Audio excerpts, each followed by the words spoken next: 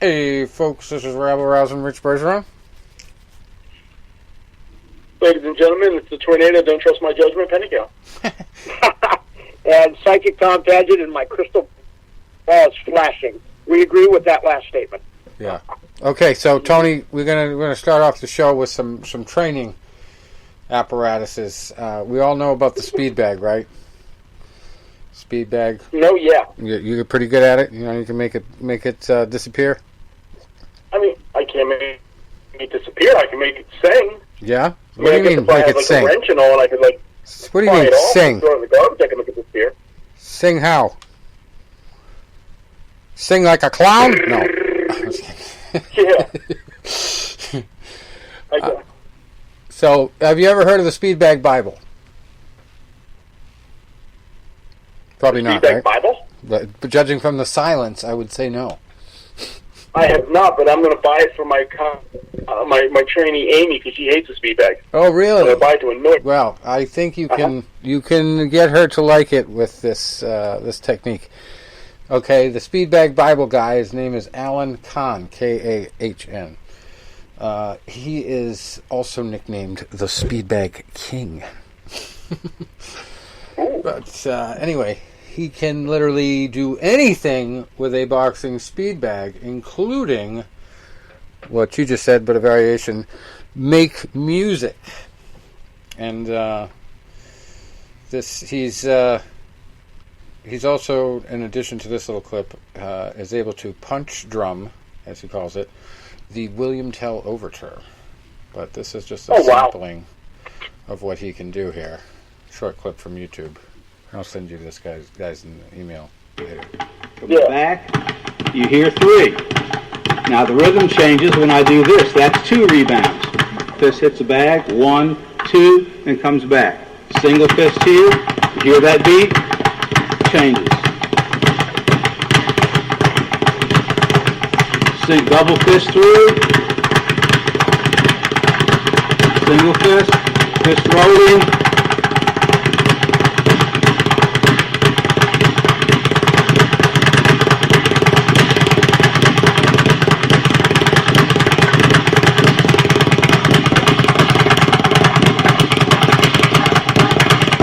That would be a little drum take.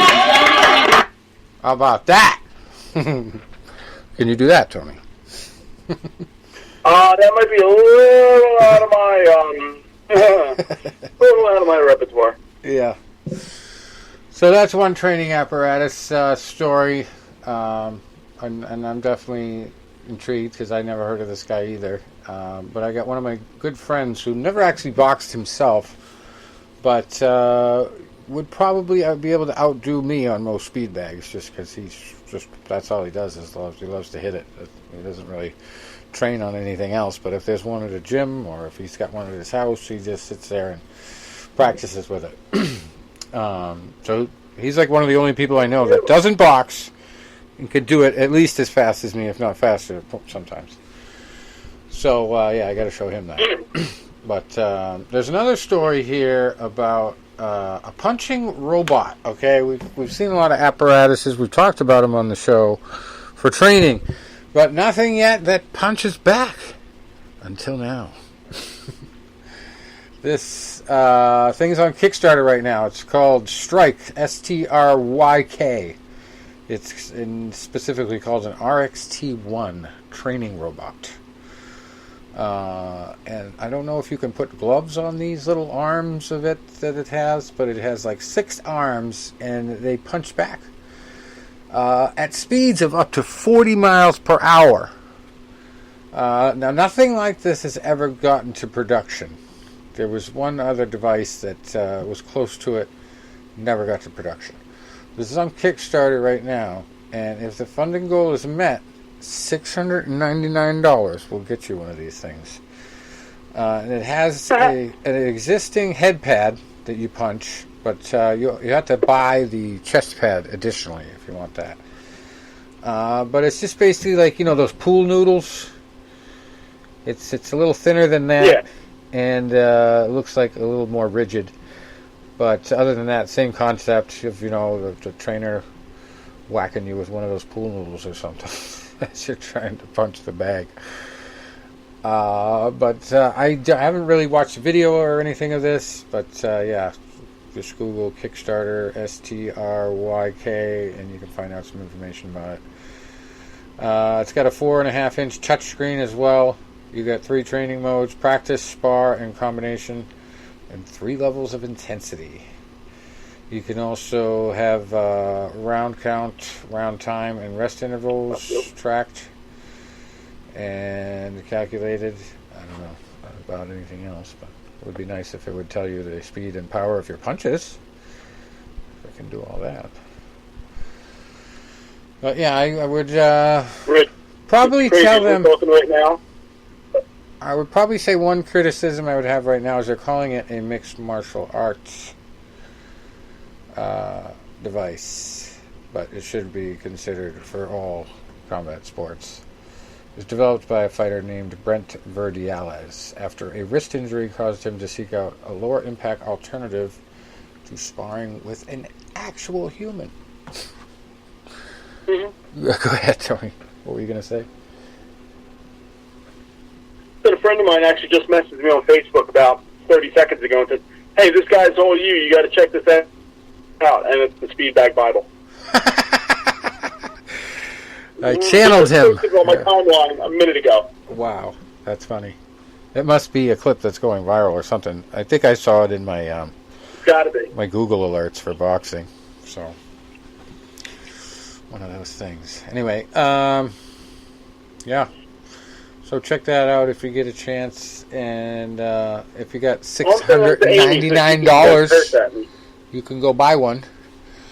I don't really have that on hand now to throw away on a device I've never seen, but I've made some stuff that has a little bit more reflex.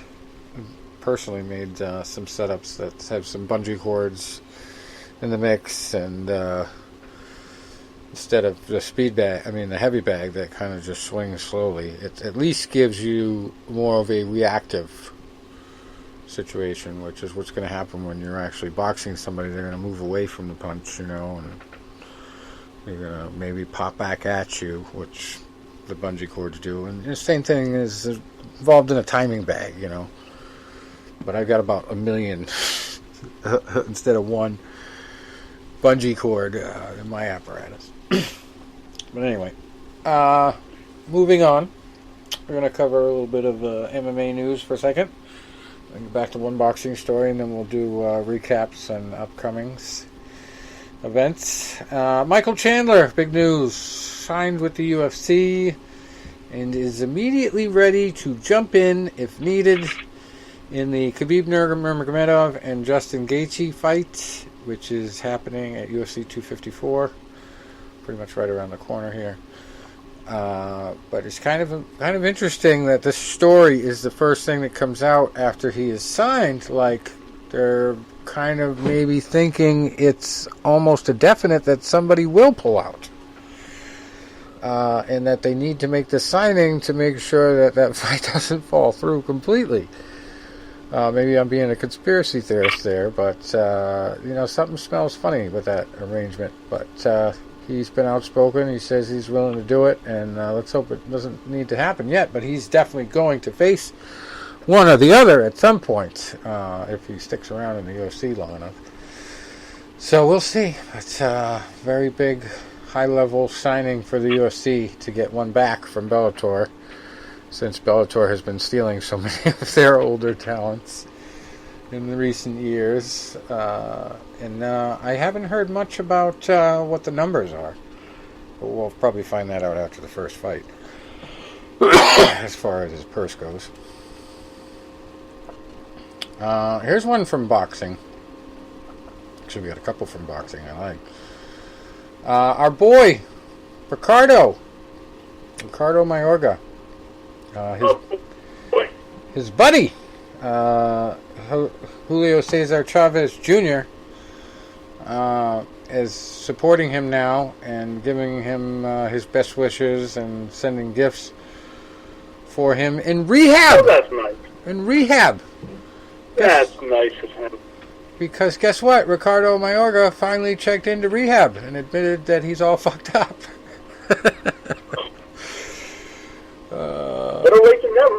right? I mean... But, Chavez himself has struggled with addictions to alcohol and drugs. Yep. So, it's kind of like a kindred spirit situation. But Mayorga is like a poster child for that crap. So, it's like, the guy that you think is going to die in an alley, you find out is in rehab. That's kind of the situation. That's how bad he's been. But, more power to him. He's confronting it. And he's in Nicaragua. And once his 3-month rehab is complete there, he's going to then take a plane to Mexico to spend time in Chavez's rehabilitation clinic, which is actually very famous in Mexico. And renowned Mexican singers and actors have recovered there. But in Mayorga's case, he will not pay a penny because everything will be paid for by the WBC, including the plane ticket. So there you go. That's right. Membership has its privileges. That is nice. Actually. When you have a lot of organizations, and I know the WWE does a lot of this, where they'll take some of their past talent. It's people that don't work them anymore, and they'll say, if you need help getting into rehab, we'll do that for you. Yeah. So, well, it's interesting. We know from experience the WBC does a lot more than a lot of people think because they're the ones that commissioned the Rocky statue.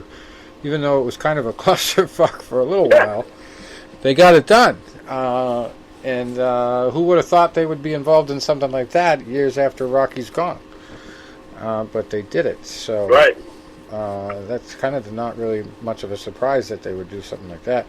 And we also saw Vinny Paz there at that event, and he specifically talked about that green belt. Remember, that's all he ever wanted was that green belt. Because it matches couch. Matches couch. Yeah, that was funny. So anyway, boxing news again. Mike Tyson's ex-wife hits back in a fight. Lawyers are involved again between these two. Robin Givens, she's appointed lawyers and claims she is being defamed ahead of the release of a biopic about Tyson. Jamie Foxx is set to play Tyson in the film about his life, but lawyers for Givens have demanded Tyson, quote, cease and desist, unquote, from contacting her. She also claims that Tyson is defaming her in his podcasts. So anyway, they've basically demanded that he stops defaming her and portraying her in a false, negative, and defamatory light.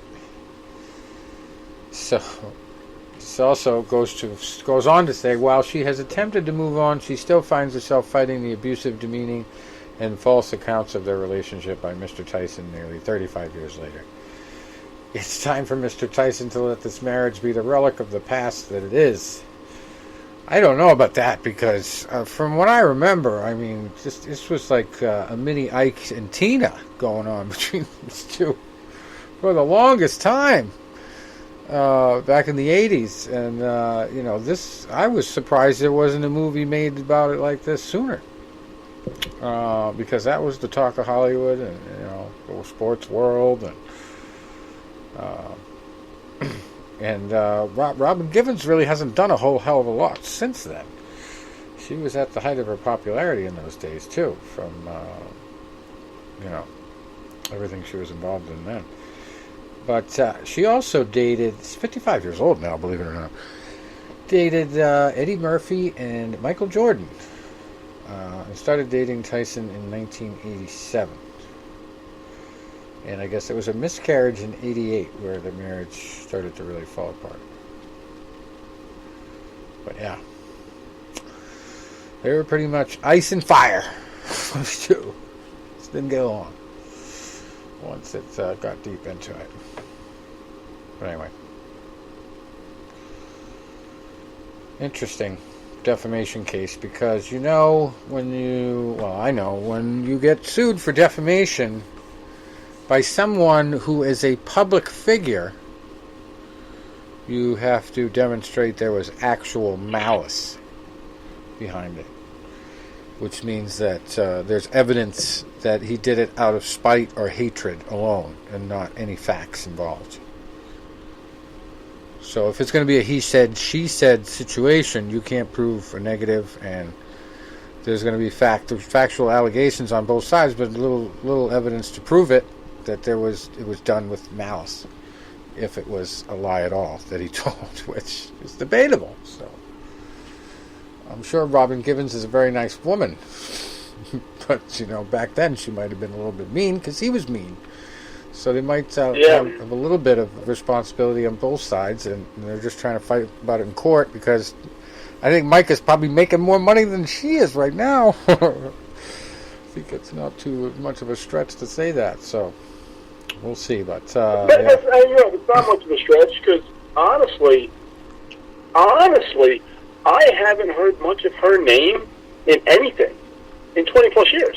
Right. We had the divorce around 1989, 1990, into that whirlwind romance, and it got all crazy with the when they were on the news together, and she was sitting there and saying like marriage to him was like a nightmare, and he looked like he was doped out of his mind, like he was on sedatives, and how he was crazy, and then it was like, and then the mother was involved, and it was just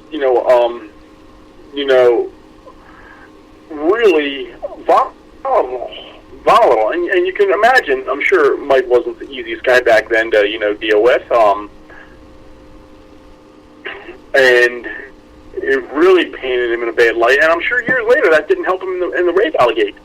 Some of the things that she said, but after that, what else did you hear from her from? In the 80s, she was on that show, Head of the Class, and that's really all I remember her from. I'm sure she did a few other small projects. I don't remember any of them. So you're right. I don't see her star as one that's shining brightly much anymore. So honestly, lady, here's the thing: unless you get really painted in like the worst picture ever, get yourself in the biopic. Even if it's somewhat negative, as they say, no such thing as negative publicity. Yeah, exactly. Any type of publicity is good publicity. Yeah.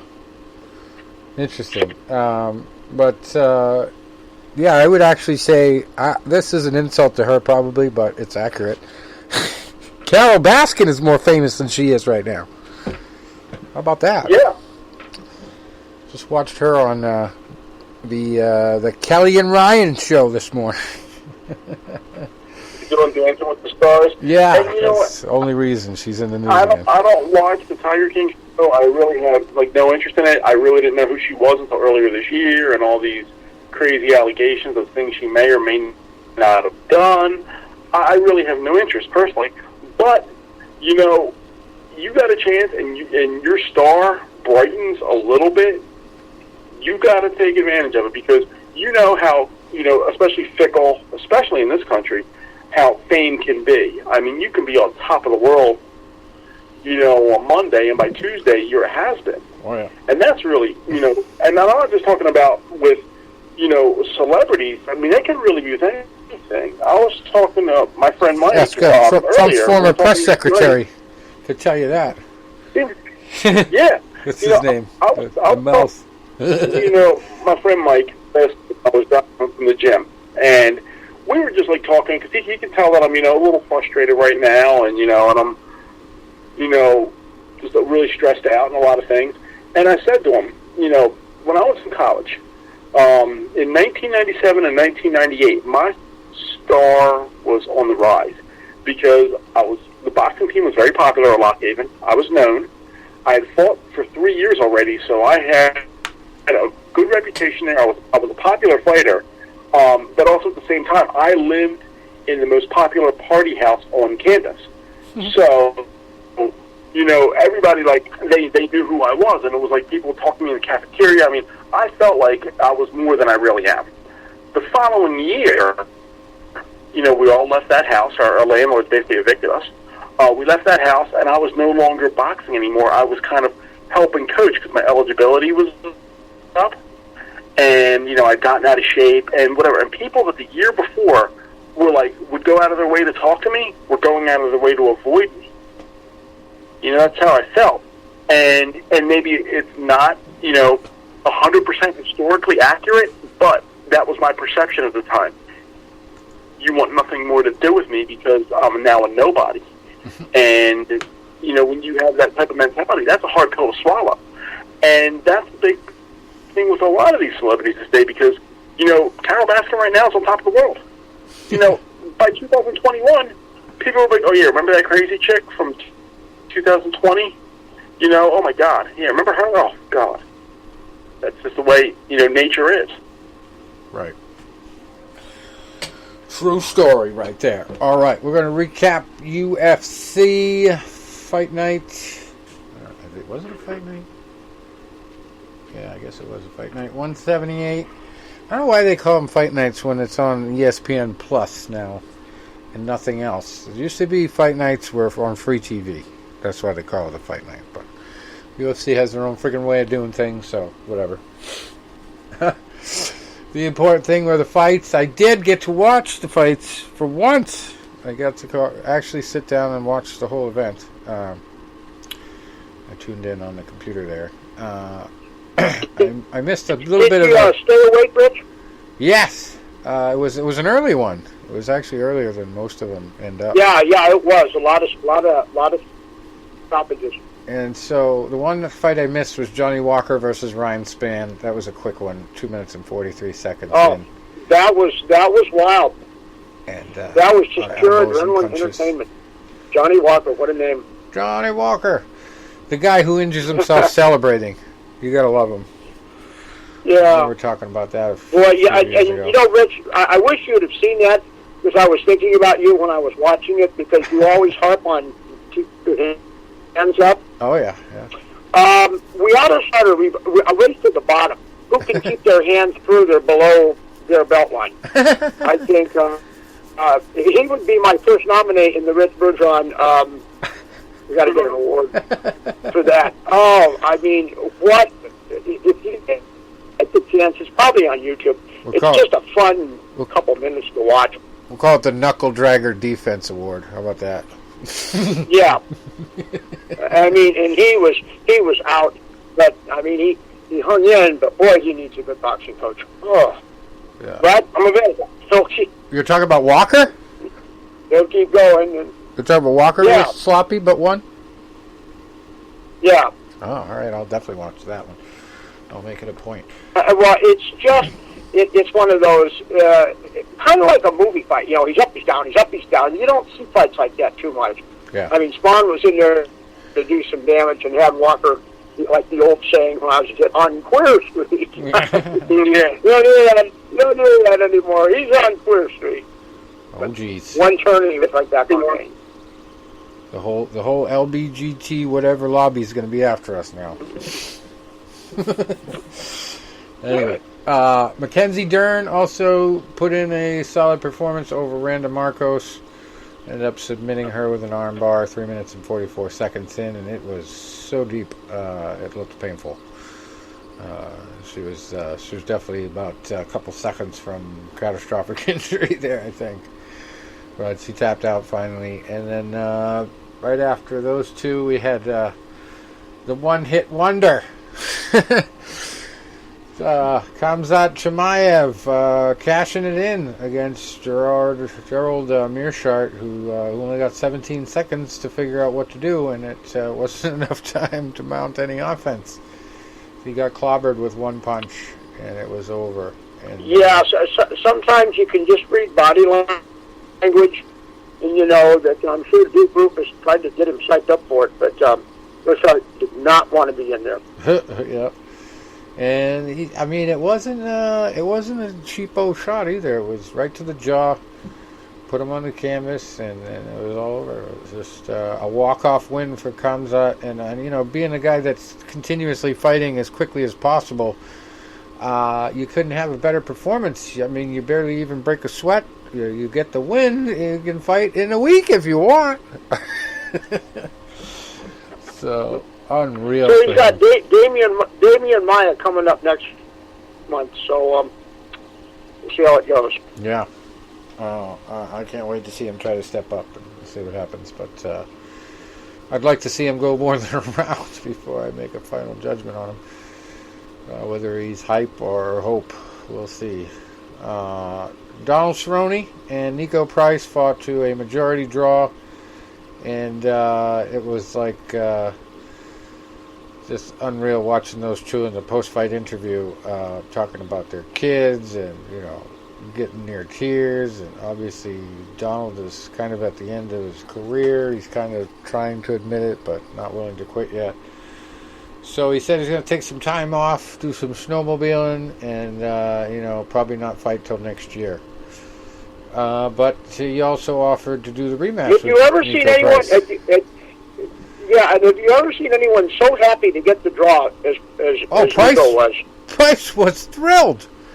Screamed at the top of his lungs when the announcement was read. Loved that draw. Loved it. And it was more because of who the name was that he fought, and he's basically considered a legend in UFC circles, just because of the amount of experience that he has. And he has, his share of good wins, too. Don't get me wrong. He's not washed out by any means. But it's good to hear that he's going to put a significant amount of time into healing up and taking the first fight that comes along. I mean, that's probably what he needs to do to make one last good stand and string together a few wins before he ultimately hangs him up. So I'm excited to see what happens when he comes back. But there'd be no shame if he walks away after that either. We'll see what happens. But Nico Price could be his next opponent because he pretty much already agreed to the rematch. So we may see that fight again, and probably will be a winner that time. Anyway. Before those fights, we had Kevin Holland beating Darren Stewart, split decision. Unanimous decision win for David Dvorak over Jordan Espinoza. And we had a guillotine choke submission win for Damon Jackson over Mirsad Bektik. 1 minute and 21 seconds into the third. We had a female fight ending with a armbar submission for Mayra Bueno Silva against Mara Romero Borella. That was 2 minutes and 29 seconds into the fight. Another female fight, Jessica Rose Clark over Sarah Alper. That was a series of punches and knees. Ended the fight by TKO in the third round, 4 minutes and 21 seconds in. Had a guillotine choke before that. Derek Miner over TJ Laramie, just 52 seconds into that one. And the fight before that was trying to set the record, so they went in 41 seconds with a Randy Costa head kick on Journey Newson. How about that for a fighter's name? Journey Newson. N-E-W-S-O-N. He's a new son taking a journey. Yeah, he went on a journey to knockout land the other night. 41 seconds. For that, Andre Ewell over Erwin Rivera, split decision. Tyson Nam, the other guy with a good name I liked, last week I talked about, over Jerome Rivera by TKO. That was 34 seconds into the second round from punches. And then we got the big one this weekend, UFC 253. Israel Adesanya versus Paolo. Hey, you forgot Costa. Rich. You forgot the main event. Oh Jesus! The main event, of course. Colby Covington and Tyron Woodley pretty much went as we predicted, but it went deep. It went to the fifth round. Exactly, because what did we say? Woodley is just the dawn of the living dead. Something is. It's like he has something's been ripped out of. I don't know if it's his mind, his body. I've heard shoulder surgery. I don't know if there's. Well, I can remember, the Usman fight, when he was first shown across the cage, he looked like he had just woken up, like an hour before the fight. Like he was having trouble with his sleep so much, and it just made him listless. And it's almost like after that fight, that's how he goes into every fight now. Feeling that same way, like oh, am I going to have enough? Because maybe half of it is anxiety. Who knows? Maybe it's not even real to him physically. Maybe he's doing all the right things physically, but he's got something in his head now where he always feels like he did in that fight. Kind of like when you're in a dream, and you're trying to run, but you can't run. And you could imagine Duke Rufus, our former guest, in his corner, having the job of trying to snap him out of it. I mean, it was wow. But congratulations to Kobe. He fought a brilliant fight. Kobe ended up breaking a rib, I believe, or doing something that made Woodley scream out and stop it himself. Well, I think Woodley actually broke his own because he was at just a weird angle as he was trying to get up, and I knew it was. I knew it was after the second round. I mean, you can never say never, 100% sure, but after the second round, you could just look at the way Woodley was moving, the way he was sleepwalking. I just felt bad for Duke Rufus. It's just, what could he do? What could he say? Mm-hmm. But Tony, I don't know if you heard about what happened at the press conference. But you got the call. Well, okay, this is well. First off, Kobe's just on fire. He says, if you think this was a badass weapon, wait till you see what happens November 3rd when President Trump mops the floor with sleepy Joe Biden, and he's going on and on and on. So then, at the press conference, Kobe's phone rings, and guess who's on the other end? It's calling from the White House. Trump had to cut a speech short. He even said to the audience, I got to get back and watch Kobe. So the president called Kobe and congratulated him. How about that? I did hear that, and then I heard Kobe Covington called LeBron James out. Yes. Oh, that was just classic. Sure. Just absolutely classic. He was full of himself. And then, of course, Twitter says, ran some idiotic headline, oh, all these UFC fighters upset. What, 3 of them said something. Big deal. Yeah. That was just classic. And here's the thing, Tom. Like, I read what a lot of people say. There are a lot of people on, my Facebook page and my Instagram pages and all that. And 90% of the stuff I take with a grain of salt. That's just what I do. And one of them's like, who is this Kobe Covington guy? And then I'm like, and I heard the name. I can't say that I know him well. But then I was hearing some of what he was saying. People were like, yeah, you want to mess with LeBron? LeBron 6'9" or whatever.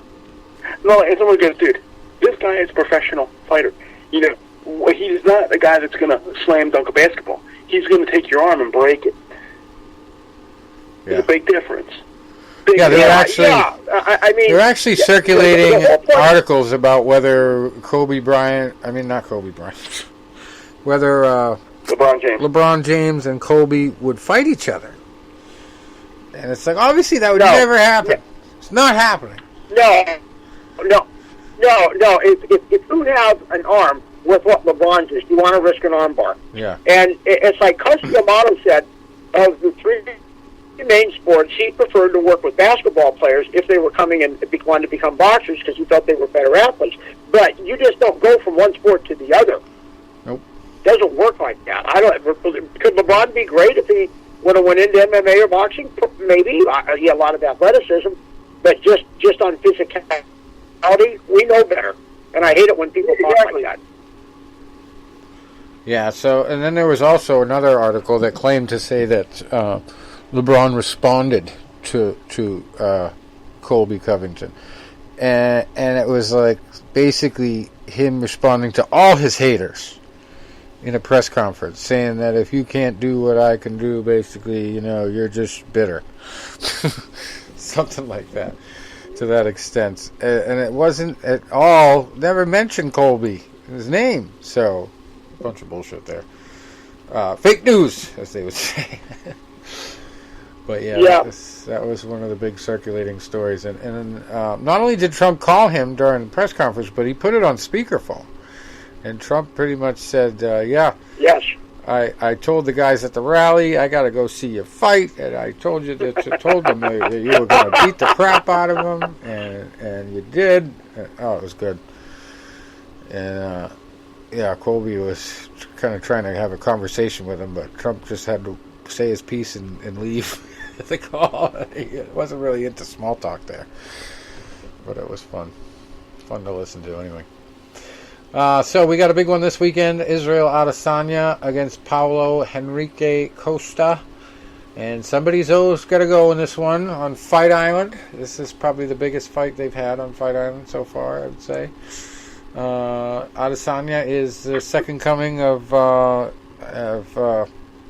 Anderson Silva, really. And he's already beaten Anderson Silva, so the sky's the limit for this guy. This is looking for win number 20 here, though, and it's going to be a tough one. This is no cheap date, as Tom would say, and he's big. He's big, muscular, and Adesanya is skinny, lanky, tall, and just, he has a weird style. So it just depends on how Paolo Tony, to use a boxing analogy, and this is a rough analogy. It's kind of like a Fraser Ali situation, because Adesanya is very, like I said, a lot of movement, very brash, very, very bold. Whereas Costa is just he comes forward. He's not. Brandon Schwab had an interesting point. A knockout artist is a guy who hits you one time and you're gone. Mike Tyson was a knockout artist in his prime. Right. George Foreman was a knockout artist. Tommy Hearns was a knockout artist. In today's MMA world, we have Nagano, who's a knockout artist. Paolo is not really that. He's more of just a volume puncher. So this fight's so intriguing because early on I would go with Paolo, but you wonder down the stretch, can he really go 5 rounds? Yeah. That's the question. Big step up. I mean, hopefully he won't have to if they're backer of him. Yeah. But it's and their personalities are kind of like that. Paolo's talked a little more, but Asanya's the bragger, that Ali type confidence. So should be an interesting night. Yeah, that's a stacked card. Might be the best fight on paper, but it may not be the best fight in reality because we have some blockbusters on the undercard. Co-main event is Dominic Reyes, 12-1 against Jan Blachowicz, who's 26-8. A lot of experience there. And also one right after that, Kara France, 21-8, fighting Brandon Royval, who's 11-4. And then a very decent female fight, Ketlin Vieira, 10-1, against Sijara Eubanks from the Ultimate Fighter fame. She is 6-4. Before that, we have Hakeem Dawodu, who is 11-1-1, fighting Zubaira Tukagov, who's 19-4-1. And Brad Riddle, who is 8-1, fighting Alex Da Silva Coelho, who is 21-2. How come I never heard of this guy? 21-2. 6 fights in a night. So I have to check him out. Diego Sanchez also on the card again. He is 30-12, fighting Jake Matthews, 16-4. And kind of a funny story came across the Mixed Martial Arts alerts today. I didn't click on it, but it said something about Stephan Bonner and Diego Sanchez taking psychedelics in the mountains, part of training, outside of training, after training one day. So tripping on some kind of mushrooms or something, I don't know. But I wouldn't put it past old Diego. But yeah, might be a loser leaves town fight for him if he doesn't pull it together here. He's had a couple rough goes. Before that, we got Ludovic Klein, 16-2 against Shane Young, 13-4. William Knight in the third fight of the night, 8-1, fighting Alexa Camur, who is 6-0. Jeff Hughes, 10-3, fighting Juan Francisco Espinoza Diepa, who's 9-1. And he's a Spanish guy with 4 names, and one of them's not Jesus. It's a statistical anomaly. First fight of the night, we got Kadis Ibragimov against Danilo Marquez. Ibragimov 8-3, Danilo is 9-2.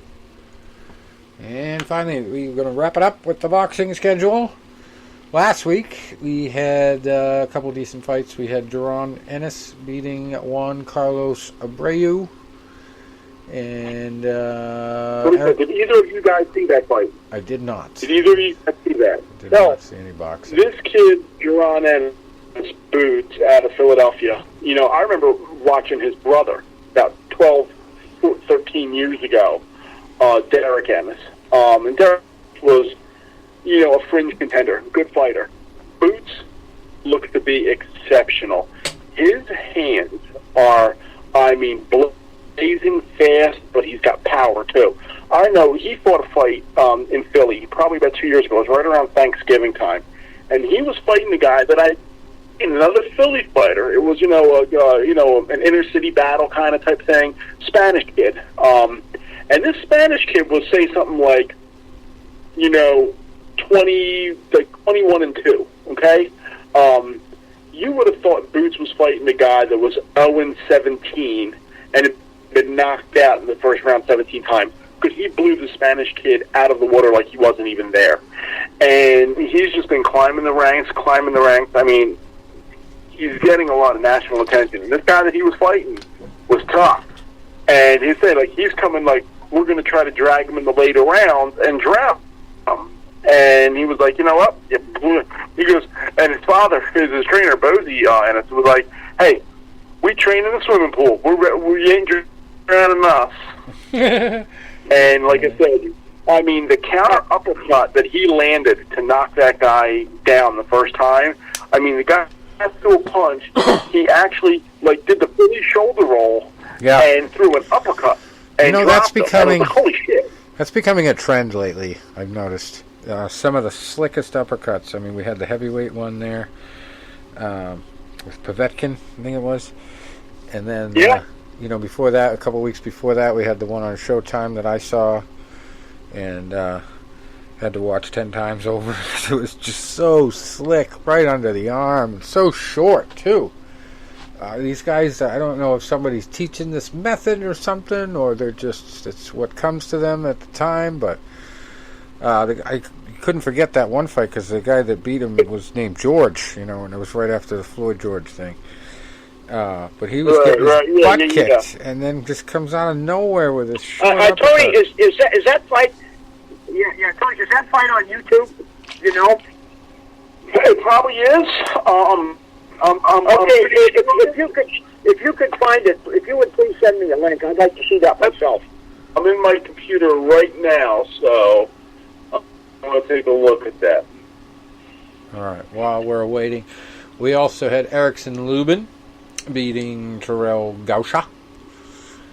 Let's see. Jose Pedraza, the sniper, notching another win over Javier Molina. Very experienced fighter there. What else? Matus Masternak over Taylor Mabika. F.A. Ajagba over Jonathan Rice. And Tugsogd Nyambayar, it's a tough one, over Kobe Abridi last Saturday. They were really high on that F.A. Ajagba when he first started, when he first broke into it, I mean, he's the one that fought the guy that walked off, right? Yeah, right? That was like, and they were, I mean, really high on him. Like I said, a guy walked out of the ring instead of fighting him, and but they said, like, I didn't watch his fight. I was watching the other card instead. But they said, like, his fight was pedestrian. That was the actual word they used, pedestrian. Huh. Interesting. Still there, Tony? We lose you. Yeah. Alex said, I don't know if his star is fading or not. Yeah. Here's a fight on Saturday, upcoming fights. This one's from Sao Paulo, Brazil. Yeah, I just made the Jesus joke, so I thought I'd mention this one just for another type of joke. So you got the four names for Spanish people. One of them's usually Jesus. You also got the Muslim guy with four names. One of them's bound to be Muhammad. Yeah. Muhammad Abdallah Saeed Salem. fighting in Sao Paulo, Brazil. He is 44-10-1. And this might be our mismatch of the week because he's fighting somebody who's a 500 record. 7-7-1. Claudiomar Pedro dos Santos. Unless this fight is fixed, it's going Muhammad's way here, I think. And he's going to win a Brazilian title. Vacant Brazilian super middleweight title and vacant American Boxing Federation Continental Americas super middleweight title. How do you win that in Brazil? Well, I guess, yeah, Continental Americas. Yeah. That's ridiculous. So, that's going down. Main event, too. And then there's a heavyweight fight between Acaro, Jonathan Silva, Almeida. There you go. You failed the Spanish version of that. 4 names. He's 1-0 against 2-1 Uerton Lemos Poliquini. 2-1. And let's see, Denmark, we have a very decent female fight leading the show. Dina Thorsland, 14-0 at super bantamweight against Nina Radovanovic, who is 14-3. That one's for the WBO World Female Super Bantamweight title. And it's very hard to find those kind of matchups with the females. Not a lot of them, are dominant like that. So. That's good. It's always Denmark too. You always find this, Holland, Denmark, the neck of the woods have the female fights as the main event. It's like one of the only areas of the world where they consider female fighting more entertaining than men's. It's interesting. Over in Germany, Munich, we have Uniel Dorticos at cruiserweight, 24-1, fighting Maris Brightus, who is 26-1 for the IBF World Cruiserweight title. And then co-main event, Dennis Radovan, 13-0-1 against Robert Talarek, who is 24-13-3. That one's for the IBF European middleweight title. And nothing really too crazy on the rest of the card. Featherweight, though, female fight. Sophie Alish, 5-0 against Adina Kiss, who is 15-13.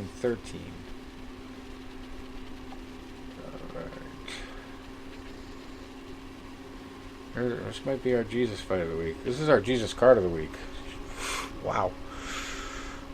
We got main event here is not too special, but we got Jesus versus Jesus almost. we got Jesus versus Jesus. That's got to be our Jesus fight of the week. Okay, this is like literally 3 fights in a row where there's at least one Jesus. This is in Mexico. It doesn't tell you where. So here's one. Jesus versus Jesus. Super featherweight. Angel Jesus. How about that? That's overkill right there. Angel Jesus Vasquez Lupercio. Okay, 5-0. Against Jesus Antonio Bustamante, who's 3-21 with 1 draw. Angel Jesus. That's a first. Before that, we have a Marquez at welterweight. Fernando Altamirano Marquez, 7-0 against Jesus Ontiveros, who's 6-7.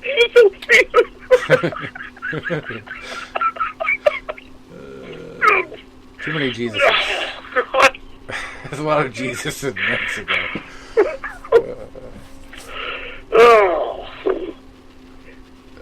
What else we got? Oh, there's some in the United Kingdom on ESPN Plus. We're coming from the UK for once. It's going to be interesting. Josh Taylor in the main event, 16-0 against Apanam Kongsong, who is 16-0 as well for the WBA World Super Lightweight title. No, Super World Super Lightweight title. Sorry, and the IBF World Super Lightweight title. And then we have a pretty decent co-main event. Charlie Edwards at bantamweight, 15-1 against Kyle Williams, who's 11-2. And then 13-2 Ionut Baluta And 12-1, David Oliver Joyce at Super Bantamweight for the WBO European Super Bantamweight title. And, of course, what would a UK fight be without an opponent? We have the 1-0 second fight, Jordan Flynn fighting Jamie Quinn, who is 7 wins, 104 losses, and 2 draws. Nice. So Quinn will be going for his 105th loss, basically. But then we have the Charlo brothers on Showtime pay-per-view on Saturday. That's a big fight. A lot of people have been waiting a while for this one. Jermel is 33-1. He's in the main event against Jason Rosario, who is 20-1 with 1 draw as well. That's going to be a good fight. Right. Yeah, I heard Rosario's a big puncher, a knockout artist. Rosario, he had the 1 loss on his ledger, and then he came into Philadelphia last January before things started, shutting down, and he was, the opponent for the Philly kid that was the world champ, and he shocked him. I mean, he shocked him and he knocked him out. And I mean, like I said, he blasted him out of there. I mean, like bad. And you got, first of all, when you have the determination and you have the will to step in there and not take that backward step, and no matter what the guy throws at you, you keep coming forward, and you have that punch to back you up. That's a game changer, and it's funny we're talking about that with yesterday being the anniversary of the Marciano-Walcott fight. Yep. Yes, I was reminded of that by one of his relatives, actually, on Facebook. Posted the clip, Oh, really? Posted the old clip there of the snippet of the fight where it happened, where the KO came. And I always go, every time I think of that fight, posted the blog that I wrote. I go back to the there was like a columnist who wrote about it and said that you could have counted to 100 and he wasn't getting up. Yeah. Well, like I said, like my great uncle was there, and his son that gave me the program was actually on the phone with my dad today. But my great uncle was there, and he always said it was a shotgun blast went off in the arena. It was like a boom, that deep echo of the punch. And you're right. If you go back and you look at it, I mean, Rocky sets it up. He throws that short 6-inch right hand, lands it on the jaw, and Walcott freezes. And then Rocky just had to just touch him with that left hook to get him to topple over. Back then, you wouldn't have the referee not get through the count, because it was like a religious thing. You don't jump on the fighter and help him out. You count. Nowadays, it's different. They jump right on him if they think it's just they just wave it off. But back then, I mean, a lot of times it depends on the situation. That one, I mean, it's the heavyweight championship of the world. I think when the referee got to about maybe 5, he could have turned around to this guy out cold.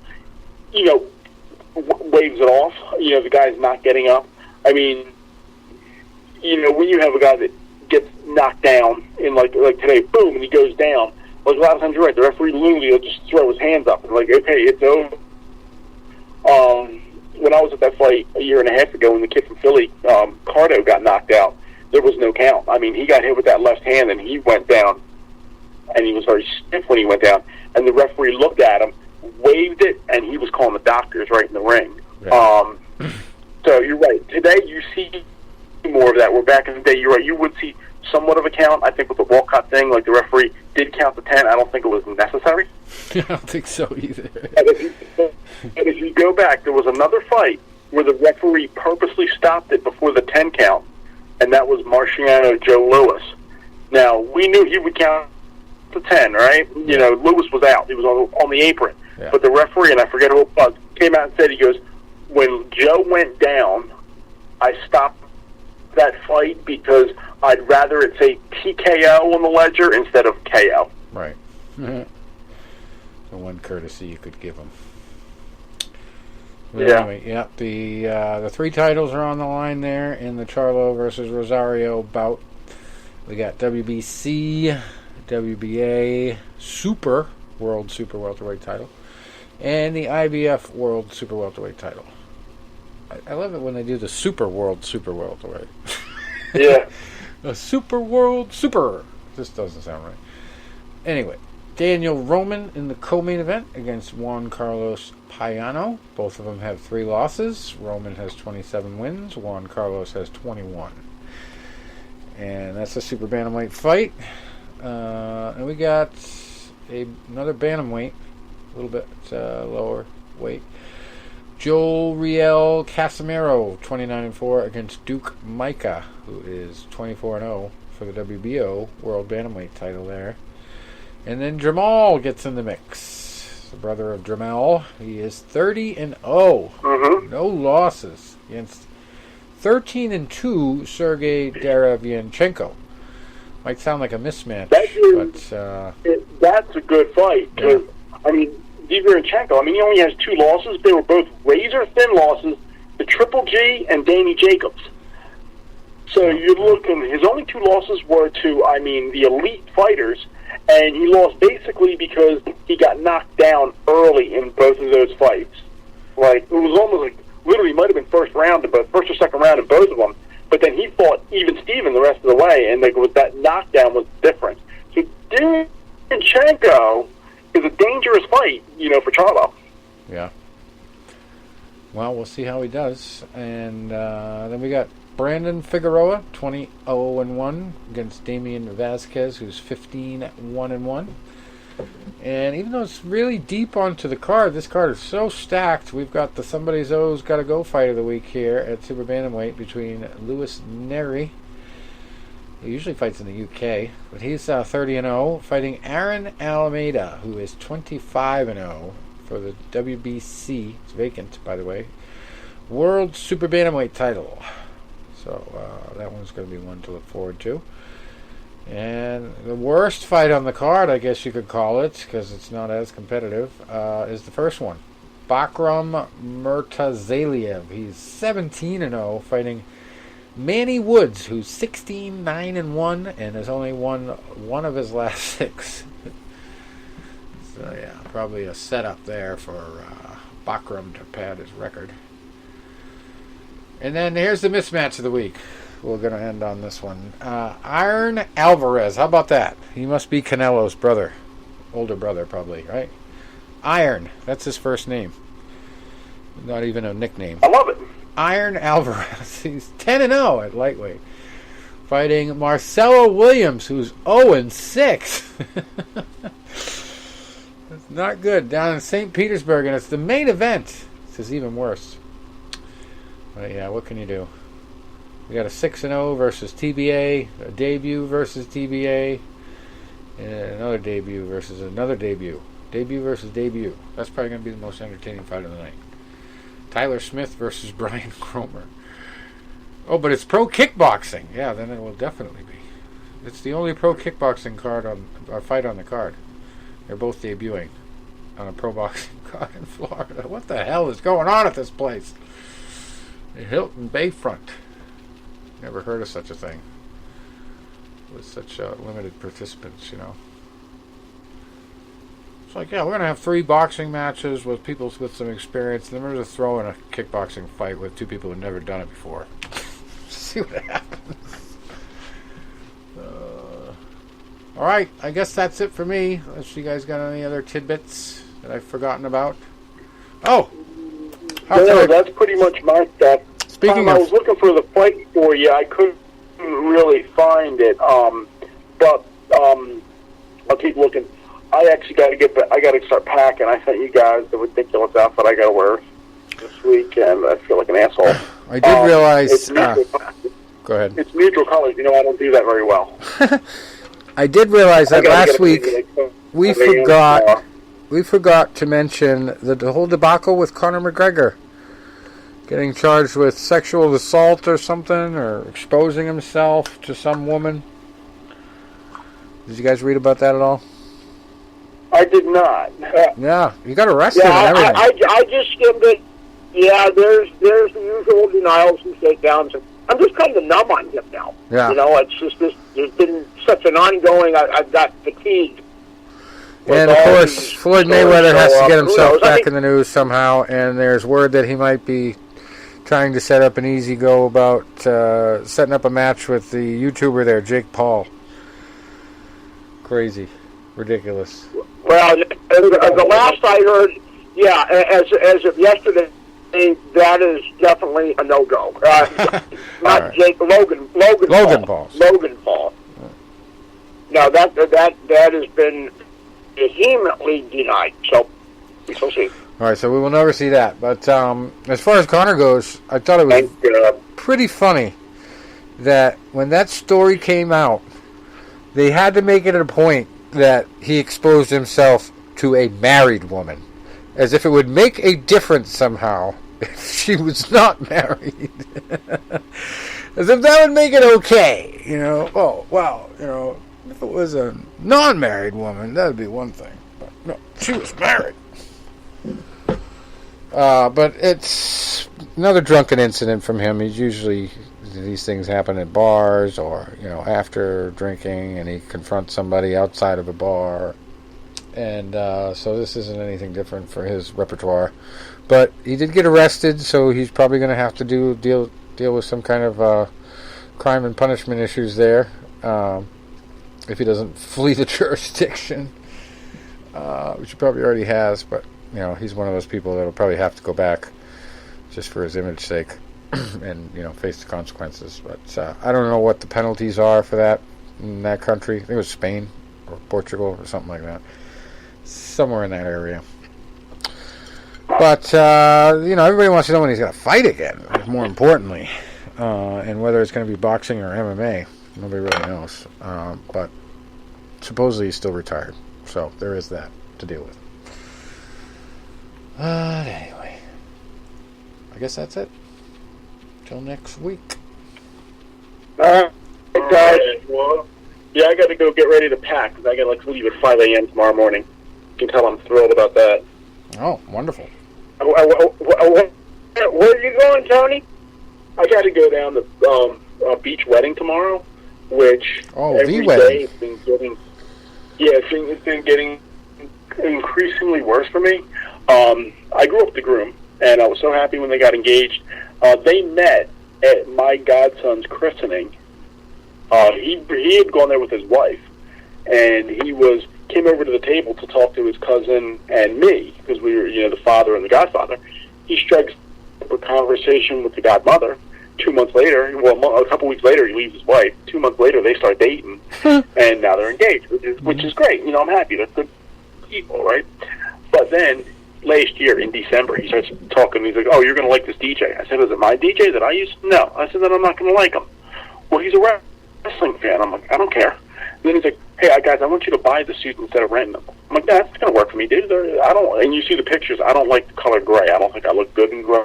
I don't do neutral base colors very well. He's like, "Yeah, but I think it'd be easier if you buy them." I said, "I'm not buying them." So that way, I stood up for all the other groomsmen and say, "No, it's rent, or I'm not doing it." Okay, fine. He works out a rent deal. But he goes, "But you have to buy the shoes." He said they're like $50 slippers. They don't go with a suit, but we have to buy. So now I'm getting increasingly more annoyed. And then everybody, they're like, "Oh, come down Thursday." I said, "Yo, assholes, I have to work, and then I have to do a spreadsheet for a football league that I run, and then I got to do a podcast. I can't come down on Thursday." So everybody's like, "Well, then you got to come down yourself." I'm like, "So you're all kind of like digging me." So I got to get up at like 5 in the morning, drive down by myself. I said, "You know, they originally they're like, we're not giving you a +1." I didn't expect one, right? But then two other groomsmen argued so much. They're like, "Okay, now we have to give them +1s." And my friend's wife was like, "What about Tony?" "Well, we're not going to give him one." They're like, "No, if you give it to them, you have to offer him too." The girl I asked lives in a different state, and because of the coronavirus, she can't come home. But it's all good because I feel so awkward in this attire. I don't want any photos of me. And the girl, I would feel bad if I take the girl somewhere, and I'm like, "No, we can't get a photo together. I look like an asshole." How far do you have to drive? 2+ hours. I'm not much of a beach guy as it is. So normally when I go down to New Jersey, I usually go with friends, right? They all hate the way I drive, so I don't argue. I don't argue sitting in the seat. But this one, like I said, I got to shoot down almost to Atlantic City and then bang a hard right and go down about another 30 or so minutes. I'm just annoyed because it's like I feel like everybody's just kind of excluded me from everything, and I'm dressing like an asshole. The trifecta. Huh? I'm in gray and pastel. I'm in gray and pastel pink. I'm gonna look like a dickhead. Now, if it were black and like a hot pink, I'm all for it, dude. Throw me some flamingos in there. I'll rock the shit out of that. But right, it is what it is, right? Good luck with that. And actually, next week... Don't expect to see any photos of me on social media because I won't allow them. Next Thursday will be my birthday, I believe. Yeah, that's right. You're October 1st. 2 weeks after me. And I will be doing an interview with a Bellator fighter at like 10:30 a.m. Because he's in the UK. Nice. So we're getting it in with this Paradigm Sports group. They're trying to throw us interviews. And it's the same people that tried to get us to interview the Chinese woman there that had to get her fight postponed there because of an injury. So this guy, I don't have his name right in front of me. I want to say Dom Wooding or something like that. But I believe he's a newcomer to Bellator, and I'll be doing the interview on my birthday in the morning, so that'll be part of the show. We'll just hit play at the end, I guess, and end with that. But we'll do our quick hit show, and and that'll be all I do on my birthday for work. Because I'm taking the day off from the rest of the shit. No dropping wood on my toes that day.